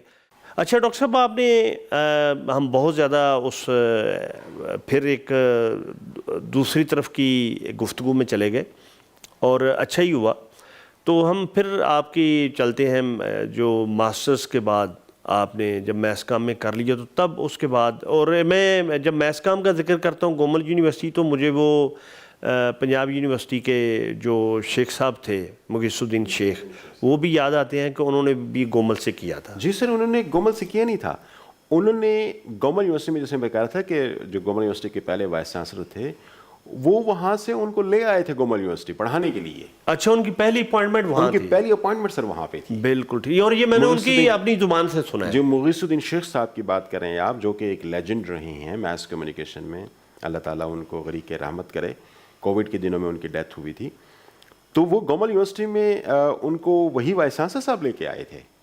اور وہ بھی کبھی ان کی داستان سنیں نا, ان کی جو کتاب ہے تو بڑی انٹرسٹنگ ہے کہ he stayed up for some time, he stayed in Gomal university, اور بڑا ونڈرفل ٹائم تھا ان کا وہاں پہ. اچھا ڈاکٹر صاحب, میس کام کی اگر ہم بات کریں تو آپ چونکہ خود پڑھتے بھی رہے ہیں اور پھر آپ نے پڑھایا بھی اور HOD بھی رہے اسلامک یونیورسٹی میں, انٹرنیشنل بھی آپ کو ایکسپوجر ہے. میں ذاتی طور پہ یہ سمجھتا ہوں کہ اگر پاکستان میں میس کام کی تاریخ میں کوئی انٹلیکچوئل دو گزرے ہیں تو وہ وارث میر ہیں اور ڈاکٹر مہدی حسن ہے, اور تیسرے ڈاکٹر توصیف احمد خان ہیں کراچی یونیورسٹی والے. تو اور لیکن جو پنجاب یونیورسٹی کے میس کام ڈپارٹمنٹ کو ایک ماڈرن شکل دی وہ مغیث الدین شیخ صاحب نے دی. اچھا ڈاکٹر صاحب, تو میس کام کے بعد پھر آپ کس طرح کہاں گئے؟ میں نے سر جب گومل یونیورسٹی سے میس کام کر لیا تو اس سے اگلے سیمسٹر میں پھر ایز اے لیکچرر چلا گیا بہاؤالدین ذکر یونیورسٹی ملتان میں. تو وہاں پہ میں کوئی میس کمیونیکیشن کی ٹیچر کے طور پر ایز اے لیکچرر کام کیا کوئی 5.5 سال. بھائی وہیں پر ہی جیسے ہوتا ہے لوگوں کو سول سروس میں جانے کا شوق, تو میں کچھ عرصے کے لیے پھر سول سروس چلا گیا, اینٹی نارکوٹک فورس میں رہا. 9/11 ہو گیا تو 9/11 کے بعد ایک یونٹ پاکستان کے اندر ریز ہوا ٹیررسٹ فائنانسنگ اور ٹیررسٹ فائٹنگ کے حوالے سے، وہاں پہ پھر میری سلیکشن ہو گئی. تو آپ وہاں کیا تھے اینٹی نارکوٹکس؟ وہاں پہ میں as D S P as assistant director کے لیول پہ تھا 17 گریڈ میں. بالکل ٹھیک. تو پھر وہاں سے سر کوئی تقریباً انٹرنیشنل لیول پہ بہت ساری جگہوں پہ ٹریننگ کا بھی موقع ملا، جیسے FBI اکیڈمی، وہاں پہ بھی ٹریننگ کا موقع ملا مجھے. آئلیا ایک انٹرنیشنل لا انفورسمنٹ اکیڈمی ہے، بینکاک بیسڈ ہے، وہاں پہ بھی ٹریننگ کا موقع ملا. اور پاکستان کے جیسے بڑے اچھے ادارے سول سروس اکیڈمی ہو گئے، یا نیشنل پولیس اکیڈمی، یا FIA academy, intelligence bureau academy. تو یہ تو بڑی ایک پاکستان جیسی ان ایون سوسائٹی میں بڑا ایک پاور ہنگر بھی ہے، اور لوگ اینٹی نارکوٹکس فورس میں اگر آپ DSP ہوں یا اسسٹنٹ ڈائریکٹر ہوں تو بڑی پار ہوتی ہے. تو آپ نے وہ کس طرح چھوڑا پھر؟ واقعی یہ آپ درست فرما رہے ہیں کہ یہ ایک بڑا مشکل ڈیسیجن ہوتا ہے. لیکن ہوا یہ کہ جب میں سول سروس جوائن کر رہا تھا تو اس وقت تک میرا تقریباً سارا PhD کا کام مکمل ہو چکا تھا. اور جب میں in the last days of national police academy, یہاں جیسے آپ کے یہاں H11 میں ہے، تو یہاں پہ میں انڈر ٹریننگ آفیسر تھا اس وقت. تو میری PhD کا کمپلیٹ ہو چکا تھا سارا ورک، میں نے اپنا تھیسس کمپلیٹ کر لیا تھا، سبمیشن ہو گئی تھی. جو ہی میں اس سے باہر نکلا تو اس وقت میرا پھر وائوا ہو گیا اور میں PhD ہو گیا. اب PhD ہو کے پھر مجھے لگا کہ شاید میں جو لا انفورسمنٹ کا کام کر رہا ہوں تو وہ تو کوئی بھی ایک عام سا افسر بھی کر سکتا ہے.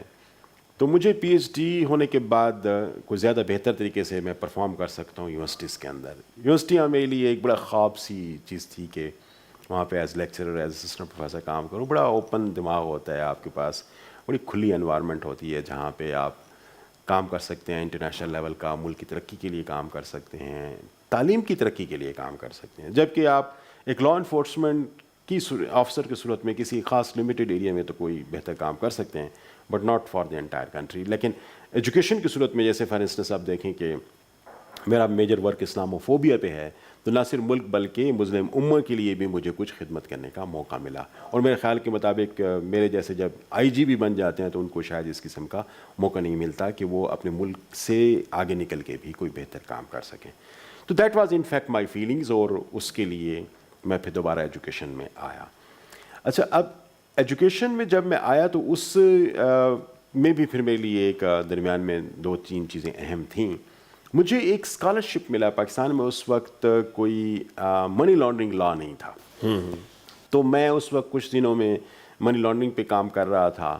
اور جو ایسے فائنینشیل انسٹیٹیوشنز ہیں پاکستان کے اندر جو کہ ٹیررسٹ فائنانسنگ کو ایک طرح سے سپورٹ کرتی تھیں، ٹیررزم کو فیول پرووائڈ کرتی تھیں شیپ آف فائنانسز، تو I was working on them at that time. تو میں نے ایک اسکالرشپ ہنٹ کیا جو کہ آج کل آپ بہت سنتے ہیں، FATF financial action task force. یہ actually APGML Asia Pacific group on money laundering, یہ ایکچولی ایک گروپ تھا جن کا ہی یہ پروجیکٹ ہے FATF. تو انہوں نے مجھے اس حوالے سے ایک PhD اسکالرشپ آفر کیا آسٹریلیا میں، یونیورسٹی آف میلبرن نے، with the help of centre for Asian economies over there, تاکہ میں پاکستان میں منی لانڈرنگ لا کے حوالے سے بھی کام کر سکوں. وہ جب مجھے PhD آفر ہوئی تو میرا اشتیاق بڑھ گیا کہ میں اس لائن پہ جا کے جو پاکستان کے اندر، اچھا مزے کہ میں بتاؤں کہ UNODC میں اس وقت united nation office on drugs and crime, اس کے حوالے سے ایک ہی کوئی بندہ باہر سے آیا ہوا تھا. وہ گورا تھا جو منی لانڈرنگ لاس پہ گورنمنٹ آف پاکستان کوئی ایک طرح سے ایڈوائزز پیش کرتا تھا، اور ہمارے پاس کوئی ایکسپرٹس نہیں تھے. تو that made me to think about that کہ میں اس پہ جاؤں. لیکن انفارچونیٹلی مجھے اس کے اسکالرشپ لینے کے باوجود بھی گورنمنٹ آف پاکستان کی طرف سے چھٹی نہیں ملی. اچھا، مجھے چھٹی نہیں ملی کہ آپ جا سکیں اور اس کام کو آپ پرسو کر سکیں اور واپس آ کے پاکستان کے لیے آپ کام کر سکیں. تو that actually also created a kind of disheart. تو پھر آپ آسٹریلیا نہیں گئے؟ نہیں، پھر میں آسٹریلیا نہیں گیا، اسکالرشپ ضائع ہو گیا میرا. اور پھر اس کے بعد میں نے فیصلہ یہ بھی کر لیا کہ اب مجھے واقعی یونیورسٹیز کی طرف جانا چاہیے. پھر میں نے یونیورسٹی جوائن کی پاکستان میں ریزائن کرنے. ڈاکٹر صاحب، یہ اینٹی نارکوٹکس فورس میں کیسا آپ کا ایکسپیرینس رہا؟ ونڈرفل. ایکچولی میں نے اینٹی نارکوٹک فورس کی بجائے ایک ادارہ تھا SIC، اسپیشل انویسٹیگیشن سیل. 9/11 کے بعد وہاں پہ بڑا زیادہ کام ہوا، تو یعنی جس میں ہم مختلف لیولز پہ کام کرتے تھے. تو اسپیشل انویسٹیگیشن فورس میں مجھے کام کرنے کا موقع ملا جو کہ امریکن فورسز کے ساتھ جو پاکستان میں یہاں تھیں ان کے ساتھ امبیڈڈ ہو کے ہم کام کرتے تھے. وہ ایک بڑا ونڈرفل ایکسپیرینس تھا ان دا سینس کہ اس میں کسی پولیس اسٹیشن اور تھانے لیول کی چیزیں نہیں تھیں, اس میں پورے ملک کے لیول کی چیزیں تھیں. جہاں پہ ہو سکتا ہے کہ میرے ایک قدم جو ہے نا افغانستان میں کسی کرمنل کے پیچھے جا رہے ہوں تو دوسرا دبئی کی طرف جا رہے ہیں تو تیسرا شاید انگلینڈ کی طرف جا رہا ہے. تو that was a kind of you see organised crime کو ہم ہینڈل کرتے تھے. وہ میرے لیے ایک بڑا اچھا ایکسپیرینس تھا, ایکسپوجر تھا. آئی سروڈ فار 5 years دیر, جو کہ ایک میں سمجھتا ہوں کہ میری پوری زندگی کا جو ایکسپوئر ہے جس کو آپ کہہ سکتے ہیں کہ مجھے کچھ اس نے اوپن اپ کیا ہے میرے مائنڈ کو, تو اس سروس نے مجھے بہت کنٹریبیوٹ کیا. اور الحمدللہ آئی فیل مائی سیلف کہ دیٹ واز ونڈرفل ٹائم اور ونڈرفل ایکسپوئر آئی گینڈ اور آئی کنٹریبیوٹیڈ ایز ویل. یعنی کس طرح کا ایکسپوجر تھا جو آپ کو؟ ایکسپوجر یہ تھا سر کہ ہم جیسے فار انسٹنس کہ آپ کے پاس فائنینشیل کرائمس اگر میں تھوڑی دیر کے لیے آپ کو بتاؤں, ہمارے پاس بہت سارے ایسے ادارے ہیں جن کے تھرو ہماری ال گاٹن منی پاکستان پہنچ رہی ہے. اب یہ کنڈویٹس آپ کو بند کرنا پڑتے ہیں تاکہ آپ کے ہاں یہ جو کرمنل ایکٹیویٹیز ہیں, جتنی اکانومی سر اس وقت ہماری چل رہی ہے نا, اس کے ڈبل ٹرپل آپ کی انڈر گراؤنڈ اکانومی ہے. اور یہ انڈر گراؤنڈ اکانومی آپ کے تھرو پراپر بینکنگ چینلز کے تھرو آپریٹ نہیں, یعنی اس کا پاکستان کی اکانومی کو ڈائریکٹ فائدہ کوئی نہیں. نہ صرف ڈائریکٹ فائدہ نہیں ہے بلکہ یہ آپ کے بہت ساری چیزوں کے لیے نقصان دہ ہے.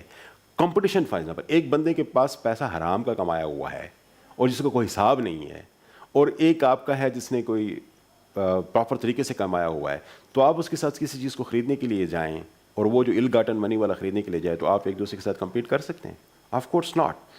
پھر یہ چیز آپ کے ہر ادارے کے اندر, چاہے وہ انڈسٹری ہے, چاہے وہ میڈیا ہے, چاہے وہ پراپرٹی ہے, لوگوں نے بڑے بڑے ملٹی ملین پراپرٹیز بنائیں, ڈالرز کی فارم کے اندر پراپرٹیز بنائیں, اور اس کو کیپ کرنا, اس کو واچ کرنا, ان کنڈویٹس کو جس کے تھرو یہ پیسہ آ رہا ہے ان کو بند کرنا, یہ میں سمجھتا ہوں کہ بہت. اور اس میں I would not like to name, لیکن پاکستان کے چند ایک ادارے ایسے کاموں میں انوالو تھے, we worked against them, we close them down, جس کی وجہ سے ایک بہت بڑا جسے آپ کہہ سکتے ہیں جو سورس جس کے تھرو پیسہ پاکستان کے اندر آ رہا تھا وہ بڑی حد تک کم ہوا ریڈیوس کرنے میں. تو آپ وہ پیسہ اسپین سے آ رہا ہے, انگلینڈ سے آ رہا ہے, دبئی سے آ رہا ہے, دنیا کے مختلف ممالک سے آ رہا ہے, اور وہ سارا کا سارا پیسہ ایسا ہے کہ جو یہاں سے غلط چیز جا رہی ہے. فار انسٹنس میں اگر آپ کو ایگزامپل اس وقت, اب میرے پاس فریش ڈیٹا نہیں ہے, ہم اس کو اس لحاظ سے دیکھیں کہ 1 کلو ہیروین اچھی کوالٹی کی پاکستان کے اندر اگر وہ کوئی بندہ صرف اسے 5 لاکھ روپے پہ یا 4 لاکھ روپے پہ دے رہا ہے, تو اس کی پرائس آپ حیران ہوں گے کہ وہ امریکہ کے اندر جا کے 1 کروڑ بنتی تھی سر. 1 کروڑ روپے پاکستانی 4 یا 5 لاکھ روپے والے پر کے جی والی بنتی تھی. اب جب وہ پاکستان کے اندر وہ پیسہ تو ڈیفینیٹلی آتا تھا, اب وہ کیسے آئے گا کیونکہ وہ تو ال گاٹن منی ہے, آئے گا کیسے؟ اس طریقے سے یو کے میں یا ان جگہوں پہ جب یہ چیز پہنچتی تھی تو وہ پیسہ تو پاکستان میں آتا تھا. پھر اس کے علاوہ آپ کے پاس بہت ساری ایسی چیزیں ہیں اس کے علاوہ جو وہاں باہر ممالک جاتی ہیں اور ان کا پیسہ کوئی اس قسم کے انڈر گراؤنڈ چینلز کے تھرو پہنچ رہا ہوتا ہے. تو it has to be stopped تاکہ مارکیٹ کے اندر ہر چیز اکاؤنٹ فال ہو رہی ہو, ہر پیسہ اکاؤنٹ فال ہو رہا ہے, تھرو پراپر چینلز آ رہا ہو. تو ہم نے ان جو الیگل چینلز تھے ان کو ہم واچ رکھتے, ان کو کلوز کرنے کی کوشش کرتے, جو کہ میں سمجھتا ہوں کہ بہت اچھی کنٹریبیوشن بن سکتی ہے as a law enforcement officer. اچھا ڈاکٹر صاحب, جو پہلی آپ کی کتاب تھی وہ تو میں نے دیکھی اور آپ نے مجھے بہت سال پہلے دی, جب بلکہ ہم نے باہمی طور پہ کتابوں کا تبادلہ کیا تھا ایک افطاری پہ, تو وہ تو آپ کا تھیسس جو تھا آپ نے اسی کتاب کی شکل میں تھوڑا ترمیم و اضافے کے ساتھ, وہ تھا جو میڈیا اور پالیٹکس. تو جو آپ کی یہ اسلاموفوبیا پہ کتاب ہے, یہ میں سمجھتا ہوں کہ بڑا امپورٹنٹ آپ کا کام ہے. اس کا خیال آپ کو کیسے آ رہا ہے اور اس کا فیڈ بیک کیسا رہا ہے؟ اچھا سر, میں جب دوبارہ سے ایجوکیشن میں آیا تو مجھے پوسٹ ڈاک کے لیے جانا تھا. پوسٹ ڈاکٹرل اسٹڈیز کے لیے میں اس وقت جا رہا تھا یونیورسٹی آف سرے کے لیے. تو ایک امریکن پروفیسر تھی خاتون, میں نے اس سے بات کی کہ مجھے کس ایریے پہ کام کرنا چاہیے. تو I had some of the areas of mass communication. اس وقت ہماری ڈسکشن میں یہ بات آئی کہ جو mediated construction of Islamophobia in the western society ہے, جو میڈیا کنسٹرکٹ کرتا ہے اسلاموفوبک فیلنگس, اس پہ کام کرنے کی ضرورت ہے, اور مسلم ورڈ سے اس میں کنٹریبیوشن کوئی نہیں ہے. اور دس از اے کائنڈ آف این ایتھما, ایک بہت بڑا کرس بننے جا رہی ہے سوسائٹی کے اندر. میں 2008 کی بات کر رہا ہوں سر, آج سے کوئی ایک طرح سے آپ کہہ سکتے ہیں 15-16 سال پہلے کی بات کر رہا ہوں. اس وقت میں نے اسلاموفوبیا پہ پہلے کام کرنا شروع کیا, اور یو کے میں جا کے میں نے اسلاموفوبیا پہ کام کیا, اور الحمدللہ 3 پیپرز میرے پبلش ہوئے 2008 اور 2009 میں. 3 میرے پیپرز پہ پبلش ہوئے اسلاموفوبیا پہ. تو اسلاموفوبیا پہ جب میں سر کام کرنا شروع کیا تو وہ بڑے ان پیک ہوتی گئیں چیزیں کہ یار یہ تو وہ کانسیپٹ نہیں ہے جو انیشلی میں لے کے جا رہا تھا کہ یہ صرف میڈیٹڈ کنسٹرکشن ہے, اور اس کی بڑے تھوڑے چھوٹی سی ڈائمینشنز بن رہی تھی. لیکن جب اس میں کام کرنا شروع کیا تو وہ تو پتہ چلا کہ یہ تو ایک بہت بڑا ایریا ہے اور اس پہ مزید کام کرنے کی بھی ضرورت ہے. پھر لیٹلی مجھے آکسفورڈ یونیورسٹی میں کام کرنے کا موقع ملا بیفور کووڈ. تو وہاں پہ جا کے پروفیسرس کے ساتھ میٹنگز اور جو لائبریری میں جو چیزیں تھیں ان کو جب میں نے دیکھا تو مجھے لگا کہ اس کے بڑے اور ڈائمینشنز ہیں جس کو ایکسپلیکیٹ کرنے کی ضرورت ہے. تب جا کے میں نے آئی تھاٹ اباؤٹ اٹ کہ I should not work only on paper, ایک ریسرچ پبلیکیشنس کی صورت میں نہیں ہے, بلکہ اس پہ تو کوئی بک لکھنے کی ضرورت ہے تاکہ وہ ایک کامن ریڈر کے پاس کانسیپٹ تو سامنے آ سکے, کانسیپٹ تو سامنے آ سکے. اس وقت سر میں نے پھر اس پہ ایز اے بک فارم میں اس پہ کام شروع کیا, اور الحمدللہ پھر ایک انٹرنیشنل لیول پہ بڑے پبلشر نے اس کو پبلش بھی کیا. آج اس کی سر جو نہ صرف پبلیکیشن بلکہ اس کی جو رائلٹی ہے وہ بھی اچھی فارم کے اندر الحمدللہ میرے پاس پہنچ رہی ہے. اور پھر دوسری جو امپورٹنٹ بات ہے سر اس میں کہ وہ بڑی سائٹ کی جا رہی ہے, اچھی جگہوں پہ اچھے لٹریچر میں وہ سائٹ کی جا رہی ہے, ویب پہ اویلیبل ہے, مختلف ریسرچ پیپرز کے اندر وہ تھاٹس جو میں نے جنریٹ کی تھی وہ بھی استعمال ہو رہی ہیں. لیکن یہ یہاں پہ کام ختم نہیں ہوا ہمارا. اب اس کی اور نیکسٹ فیز میں ہم چلے گئے. اب ہم نیو اسلاموفوبیا کا ایک نیا کانسیپٹ ہم نے قائم کیا ہے, اور نیو اسلاموفوبیا پہ اس وقت میرے 3 پیپرز آ چکے ہیں, and now I am writing a book on that as well, جہاں پہ ہم اسلاموفوبیا کی جو نئی ڈائمینشنز ہے جس کو ہم نیو اسلاموفوبیا کہہ رہے ہیں کہ وہ ایک ایسی چیز نہیں تھی کہ جو نیگیٹو سینٹیمنٹس تھے لوگوں کے دماغ کے اندر اسلام اور مسلمس کے حوالے سے, بلکہ اب ہم اس کو سوشل آرڈر کی صورت میں ہم دیکھنے کی کوشش. بالکل صحیح. تو کسی بھی سوسائٹی کے اندر جو سوشل آرڈر ہے جی وہ اسلاموفوبک بن رہا ہے. انفارچونیٹلی سوشل ہے, پولیٹیکل ہے, کلچرل ہے, اور اس میں ادارے اور لوگ چاہے وہ مسلمانوں کے ساتھ کانٹیکٹ میں ہیں یا نہیں ہیں, they are also working under the influence of Islamophobic feelings. تو اب ایک نیکسٹ فیز پہ ہم چلے گئے ہیں اسلاموفوبیا کے حوالے سے, اور ہم ایک نئی لیول پہ جسے آپ کہہ سکتے ہیں اس میں ریسرچ میں پہنچے ہوئے ہیں. انشاءاللہ اگلے کچھ عرصے میں اس حوالے سے بھی ہماری ایک بک آئے گی جو نیو اسلاموفوبیا پہ بات کرتی ہے. بالکل صحیح. تو ڈاکٹر صاحب آپ یعنی جو میں نے شروع میں ہی اندازہ لگایا کہ آپ کی عمر تو اتنی کوئی زیادہ نہیں, لیکن آپ نے بزرگوں والا حدود ضربہ بنایا ہوا ہے. Thank you very much. اصل میں یہ جو بال تو ہمارے آپ کہہ سکتے ہیں کہ جیسے ہوتا ہے فیملی میں, اگر آپ کے ہاں پرابلم ہے یہ بال کا تو آپ کے بھی ڈیفینیٹلی نہیں ہوں گے. پھر یہ جو سفیدی جسے آپ کہہ سکتے ہیں, میں اس میں آرٹیفیشل ایکچولی ہونا نہیں چاہ رہا. نہیں, یہ جچ رہا ہے. میں ویسے یہ کہہ رہا ہوں, میں ایک یعنی پازیٹیو سینس میں کہہ رہا ہوں کہ یہ اچھا ایک جو بندہ, میں تو ہمیشہ اپنی ذاتی زندگی میں بڑا ہی ہونا چاہتا ہوں, چھوٹا نہیں ہونا چاہتا. کہ آپ بڑے ہی ہوں تو اچھا ہے عمر کے اعتبار سے, مطلب آپ اچھے لگتے ہیں. تو ڈاکٹر صاحب موسیقی سنتے ہیں؟ اب موسیقی غزلوں کی حد تک, یا پھر جیسے عام طور پر کوئی نئے گانے اگر آ جاتے ہیں تو ان کو شوق ہے میرا, لیکن وہ زیادہ تر آج کل مصروفیت کی وجہ سے ڈرائیونگ کے دوران ہی ہو جاتا ہے. بالکل صحیح. عام طور پر ایسے گھر میں کوئی میوزک سننے کا کم ہی موقع ملتا ہے. ہاں البتہ ڈرائیونگ کر رہا ہوں تو اس وقت جو میرے پاس اپنی ڈپازٹری ہے جس کو میں مختلف ٹائمز کے اندر جمع کرتا رہتا ہوں, وہ بھی مجھے موقع ملتا ہے. لیکن اس کے ساتھ آئی ایم سوری اگر آپ اپنے سوال کھول گئے, اس کے ساتھ موسیقی کے ساتھ جو چیز اور ہے نا وہ ہے پوئٹری. یہ میرا البتہ ایک ایریا آف انٹرسٹ ہے, اور پوئٹری میں نہ صرف انٹرسٹ لیتا ہوں بلکہ بعض اوقات کوشش کر کے کوئی غزل ایک دو لکھ بھی لیتا ہوں. بالکل صحیح. تو کس قسم کی کتابیں پڑھتے ہیں؟ کتابیں تو موسٹلی آج کل جن چیزوں پہ میرا فوکس ہے وہ جنرل انٹرسٹ کی ہیں. پاکستان کے حوالے سے انٹرنیشنل بکس میرا فوکس رہتی ہیں, آپ کوئی بھی میرا خیال ہے نئی کتاب جو پاکستان پہ کہیں باہر سے لکھی گئی ہو تو شاید میری نظروں سے نہ گزری ہو. Book reading is one of my passion you can say. لیکن ایک انٹرسٹنگ بات میں آپ کو اور بتاؤں کہ میرے پاس ایک وقت میں 2 یا 3 کتابیں انڈر اسٹڈی ہوتی ہیں کہ تاکہ میں اگر ایک سے بور ہوں تو فوراً کسی دوسری کی طرف شفٹ کر جاؤں. ایک تو میرے پاس اسلاموفوبیا ریلیٹڈ لٹریچر ہے, یہ بے تحاشا ہوتا ہے جو اس وقت چاہے وہ ریسرچ جرنلس کی فارم کے اندر ہے یا بکس کی فارم کے اندر ہے کہ میں اس کو پڑھتا رہوں. یہ ایک کانسٹنٹ انڈر اسٹڈی رہنے والی میری چیزیں ہیں اور میں اسکین کرتا رہتا ہوں. دوسری فار انسٹنس آج کل میرے پاس, میں اگر آپ کو بتاؤں کہ کون سے بکس ہیں, 2 بکس اس وقت رائٹ ناؤ انڈر اسٹڈی ہیں. ایک نو ایگزٹ فرام پاکستان ڈینیل موقع کی, اور اس کے علاوہ شجاع نواز کی کتاب کراس سورڈز, جو دونوں ایک تو خیر چھوٹی ہے لیکن جو کراس سورڈز ہے وہ اچھی خاصی موٹی بک ہے جس پہ مجھے لگتا ہے کہ مجھے مہینہ ایک لگ جائے گا.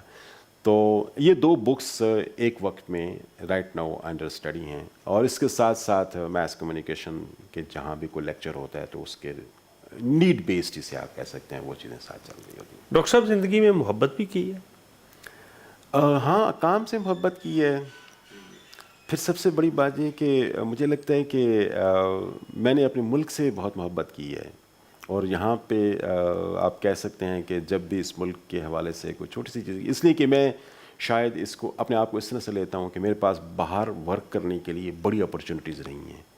میں جب 2008 میں یو کے میں تھا اور یہاں پہ میریٹ بلاسٹ ہوا تھا تو میرا سپروائزر اس وقت ڈپٹی وائس چانسلر تھا یونیورسٹی آف سرے کا. He did not allow me to go back Pakistan. I was teaching there as well. He wanted me to continue teaching here and call my family there as well. تو میں نے کہا نہیں, میں اپنے ملک واپس جاؤں گا. سملرلی مجھے بہت سارے اور ممالک جیسے سعودی عربیہ ہو گیا یا ملیشیا یا عمان, یہاں پہ بھی مجھے پڑھانے کا اور کام کرنے کا موقع ملا, اور بڑے اچھے لیول پہ کام کرنے کا موقع ملا یونیورسٹیوں میں. تو لیکن کبھی بھی یہ نہیں رہا کہ میں اپنے ملک کو چھوڑ کے جاؤں. تو میں سمجھتا ہوں کہ جو میری اپنے ملک سے, اپنے زمین سے جو محبت ہے نا, وہ شاید آپ اس طرح سے لیں کہ جب بھی میرے ملک میں کوئی مشکل صورتحال پیش آتی ہے تو میں تو اکیلے میں روتا بھی ہوں, تو مجھے رونا بھی آتا ہے. یہ صرف افسوس کرنا نہیں بلکہ رونا بھی آتا ہے. تو میرے خیال کے مطابق اگر یہ کہیں کہ کسی نے وہ شعر کہا تھا کہ میرا ملک میری زمین میرا آخری حوالہ ہے, تو یہ آخری حوالہ مینس کہ شاید وہ محبت کی ایکسٹریم ہے. تو محبت کے حوالے سے اگر آپ کسی ہیومن بینگ سے اوپر اٹھا کے اگر دیکھیں تو شاید میرے ملک ایک ایسی چیز ہے جس سے میری بے تحاشا محبت ہے. ڈاکٹر صاحب بہت شکریہ, بہت اچھا لگا آپ سے بات کر کے. اور میرے خیال میں جس مرتبے اور رتبے پہ آپ ہیں, میرے خیال میں وہ اس میں اسی طرح کی محبت کی ضرورت ہوتی ہے جس کی آپ ذکر کر رہے ہیں. تو وہ ہر چیز جو ہے وہ اپنی عمر کے اعتبار سے اچھی لگتی ہے. تو بہت اچھا لگا آپ سے گفتگو کر کے. تو انشاءاللہ اگلی کسی نشست میں پھر دوبارہ گفتگو کریں گے. بہت شکریہ. آپ کا بھی بہت شکریہ. Thank you.